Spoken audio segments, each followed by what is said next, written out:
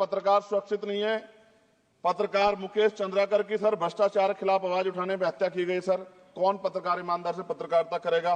किसानों को एमएसपी की कोई लीगल गारंटी नहीं। एक बड़े किसान है दल्लेवाल जी, 69 दिन से सर जीवन और मौत के बीच आमरण अनशन पे है। क्या अब तक किसी दिन उनकी जान चल जाए? सरकार को संज्ञान लेना चाहिए।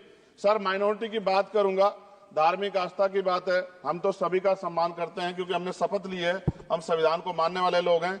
लेकिन सर बड़ौत में भगवान आदित्यनाथ निर्वाण लड्डू पर्व के दौरान दुर्घटना हुई, 8 लोगों की जान चली गई, श्रद्धालुओं की 75 घायल है। सरकार ने संज्ञान नहीं लिया। अयोध्या की तरह उनको मुआवजा दे देते तो उनके मन में भी जो माइनॉरिटी है पीड़ा जो है वो खत्म हो जाती।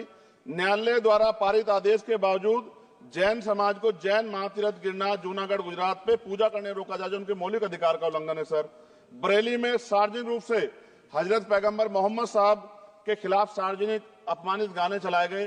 क्या सर मुसलमानों की धार्मिक आस्था का सम्मान नहीं होना चाहिए? उनका भी तो आजादी में योगदान है।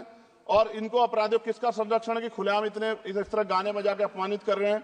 संभल की हिंसा में सर 74 लोगों की गिरफ्तारी हुई है और वहां के मुस्लिम डर के साए में है। सरकार बेगुनाहों की गिरफ्तारी बंद करे। महाराष्ट्र में सर चंद्रपुर जिला पड़ता है, मैं अभी गया था। तालुका चिमूर में ताडोबा फॉरेस्ट में संग्रामगिरी पहाड़ पर बौद्ध स्थल है सर, बहुत पुराना। वहां बौद्ध भिक्षु को सरकार बिजली नहीं देती, रास्ता नहीं देती और इतनी बुरी हालात में उनकी धार्मिक आस्था क्या है सर?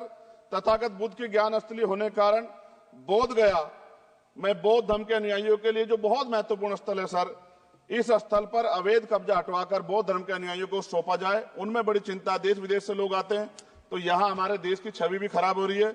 और अभी 12 फरवरी को सदगुरु रविदास जी महाराज की जयंती है और 14 अप्रैल को बाबा साहब अम्बेडकर की, 11 अप्रैल को राष्ट्रपिता ज्योतिबा फुले। इनको मानने वाले लोग नए कार्यक्रम करना चाहते हैं। अभी जिस विचार की सरकार है सर वो तो कोई कार्यक्रम कर लें, लेकिन अगर ये कार्यक्रम करना चाहते हैं तो इनको कोई छूट नहीं है और नई परमिशन नहीं मिल रही। खत्म करूंगा सर, अंत में थोड़ा सा और रह गया सर, इसको खत्म करूंगा। लेकिन सर मैं जानना चाहता हूं, क्या सरकारी पैसे पे एक ही धर्म का अधिकार है? दूसरे धर्म के धार्मिक आयोजनों पे अभी कुंभ में 7,500 करोड़ रुपए खर्च किया आपने। आप रविदास जयंती पे कितना खर्च करेंगे? आप 14 अप्रैल को डॉक्टर बाबा साहब अम्बेडकर जिनकी जय जयकार होती है उन पे कितना खर्च करेंगे?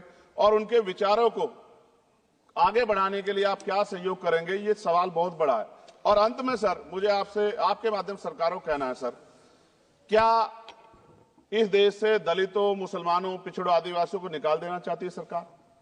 जिस तरह से उनके अधिकारों को, स्कॉलरशिप को, उनकी पढ़ाई को, हेल्थ सिस्टम में कोई पैसा नहीं खर्च हो रहा है, क्या उनको निकाल के इस देश को ऐसा देश बनाना चाहते हैं जहां कुछ ही धर्म के लोग रहेंगे?